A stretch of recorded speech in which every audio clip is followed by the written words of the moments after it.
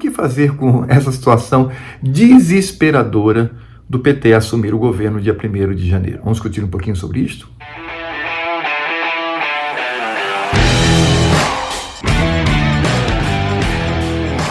Olá, pessoal. Muitas pessoas estão doentes no Brasil, estão destruídas, sem esperança, doentes, por conta do fato de que tudo aponta para o PT assumir no dia 1º de janeiro. Não há muito que reverter esse quadro, embora muitas tentativas estejam sendo realizadas. E de fato é para se preocupar, porque esse novo governo ele vai destruir o Brasil, economicamente, moralmente, vai ser uma devassa. Esse alinhamento a essas nações latino-americanas que são socialistas, e não somente isso, mas o fato de que o Brasil ele é cotado como grande celeiro, grande financiador, patrocinador desse processo, vai trazer de fato malefícios para a nossa nação. E sem dúvida nenhuma, quem mais vai sofrer são os pobres, porque você aumentando os tributos, emitindo moeda, fazendo com que o mercado, por exemplo, não confie mais na nação, havendo por conta disso um escape, uma saída de recursos, de empresas, de investidores na nação, isso de fato vai fazer com que a inflação dispare, com que o custo de vida ele aumente muito e a gente fique numa situação bastante difícil.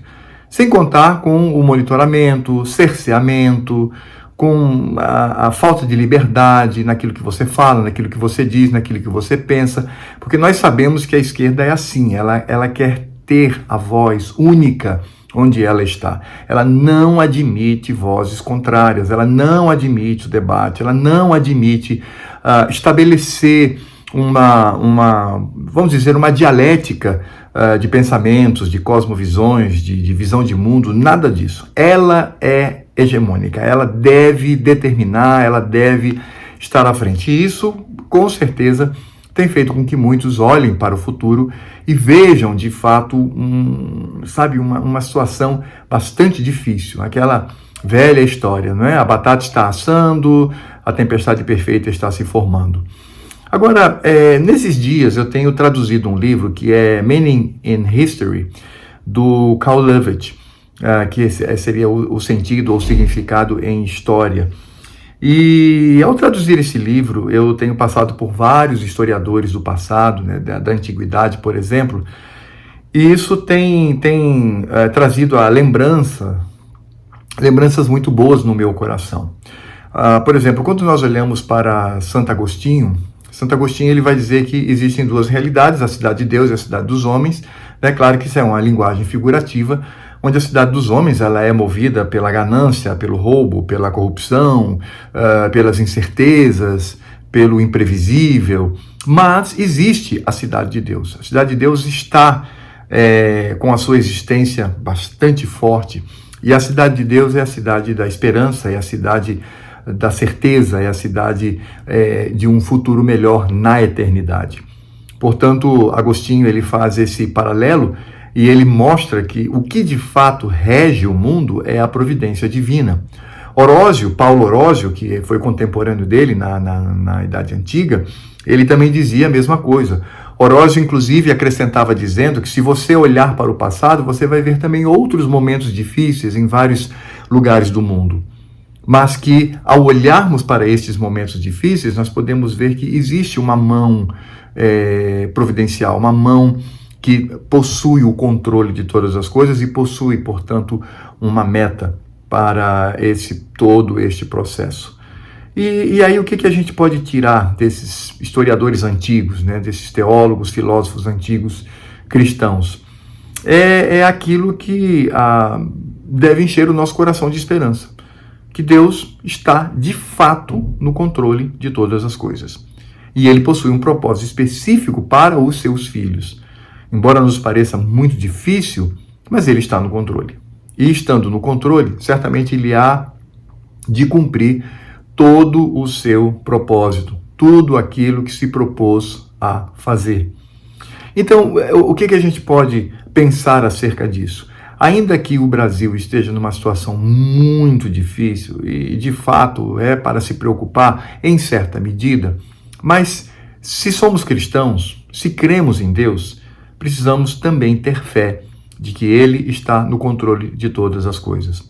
Os antigos, né, os clássicos, né, antes do cristianismo exercer influência na cultura ocidental, eles olhavam para a história como um eterno retorno, aquela história como um círculo, né? Você tem ali, vamos pensar nas nações, você tem ali o surgimento de uma nação, depois você tem o crescimento dessa nação, o poderio, depois você tem um certo declínio, aí você tem a destruição dessa nação, mas aí outra nação vem e assume o poder, e aí o mundo gira sem nenhum propósito, né? O único propósito que existe no mundo é sempre repetir as coisas sem nenhuma esperança para o futuro, sem nada para o futuro.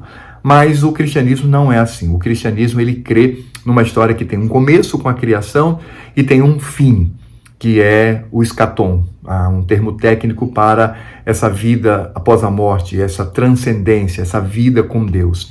E entre esse começo e esse fim, nós temos, portanto, a trajetória humana, que nós chamamos de história.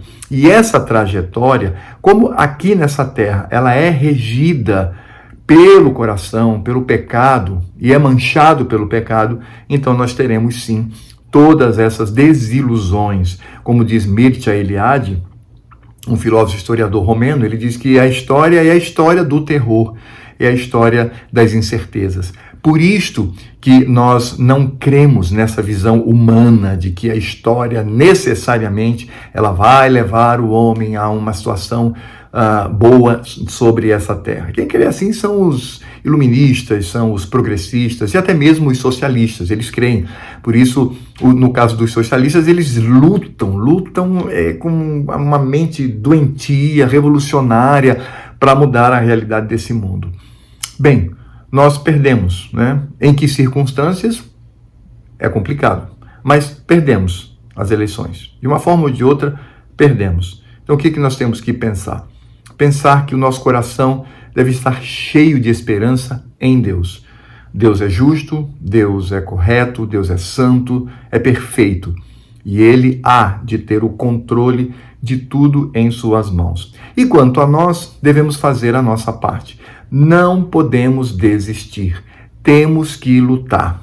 Serão 4 anos? Então, 4 anos de luta para que possamos, pela graça e soberania de Deus, trazer a direita novamente para o poder e termos um governo minimamente decente e ter uma nação minimamente aceitável do ponto de vista econômico, do ponto de vista moral, do ponto de vista existencial. Não podemos desistir.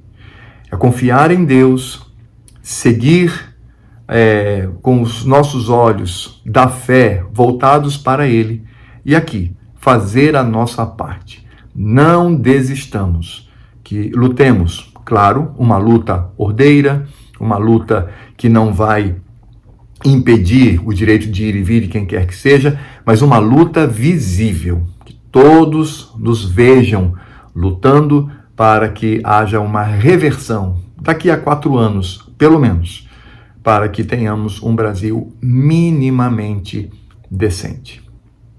Bem, muito obrigado por ter me acompanhado até aqui. Você que ainda não é inscrito no canal, se inscreva. Se já é inscrito, vê se está inscrito, aperte o sininho, compartilhe, comente, ajude esse canal para que ele possa expandir aí o seu alcance. E até a próxima.